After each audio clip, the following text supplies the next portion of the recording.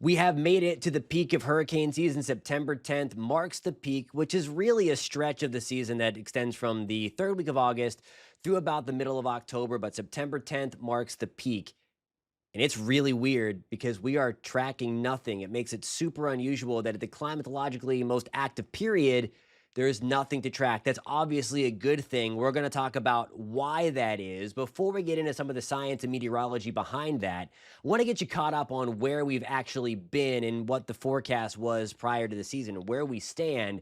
So before the season started, NOAA and the National Hurricane Center came out with 13 to 19 named storms, with 6 to 10 of those becoming hurricanes, 3 to 5 of those becoming major hurricanes. Okay, so to date, we've only had 6 storms, one of those becoming a hurricane. That storm did go on to become a major, actually Category 5 hurricane, you recall. That was Hurricane Aaron. Now, more numbers for you.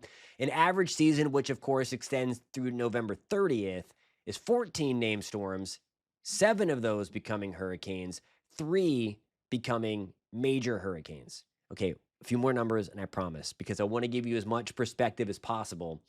To date, we typically see, just through September 10th, 8 named storms, 3 of those becoming hurricanes, and then 1 major hurricane. So that's really the only thing that we are on par with is the major hurricane. The reason? It's simple. It's instability or lack thereof. The Atlantic has been stable. And if you happen to sign up for my Tropics Watch newsletter that comes out every Monday and as necessary, or have caught my Monday through Friday 9:30 p.m. live stream, I have showed this chart a ton. And that's one of the reasons why I have not been jazzed about these storms that have rolled off of Africa.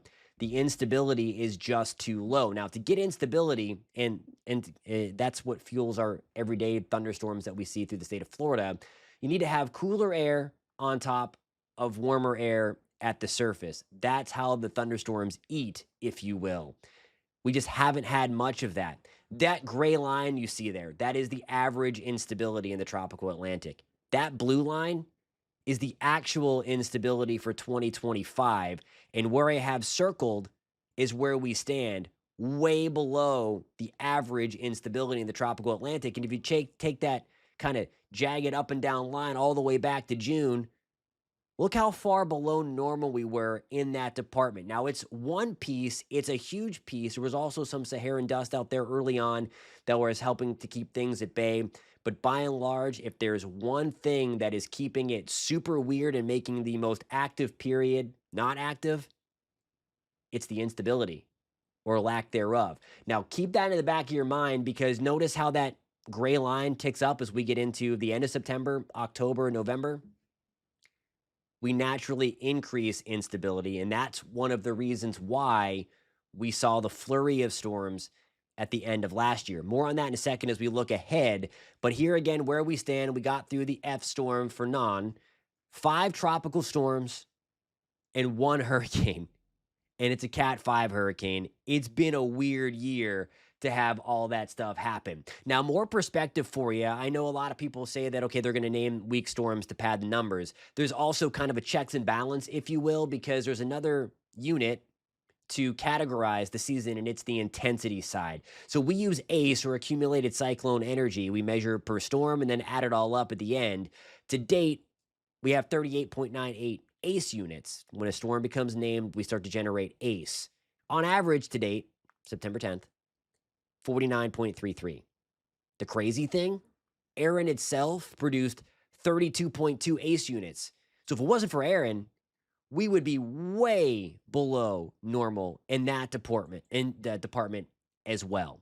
Now, looking forward, Climate Prediction Center has highlighted a couple of areas here to watch the third week of September, September 17th through the 23rd.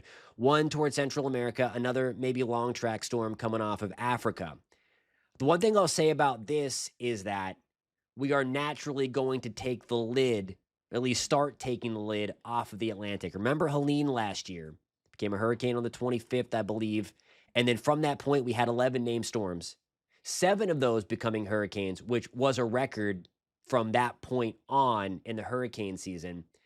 And the main reason was because we had the super warm water at the surface, and then we were naturally cooling things as we got into fall. Of course, it gets cooler during the fall, But as I mentioned before, as water cools a lot slower than the surrounding air, we still had all of that warmth at the surface to generate the instability and have the fuel for those storms. So while it has been a quiet year before, don't count the chickens before they're hatched by any means. It is my hope that we continue to keep the lid. We keep the quote unquote Atlantic basin is broken. But the main reason for the quiet season and the quiet peak season is the instability or lack thereof that naturally increases as we get into fall.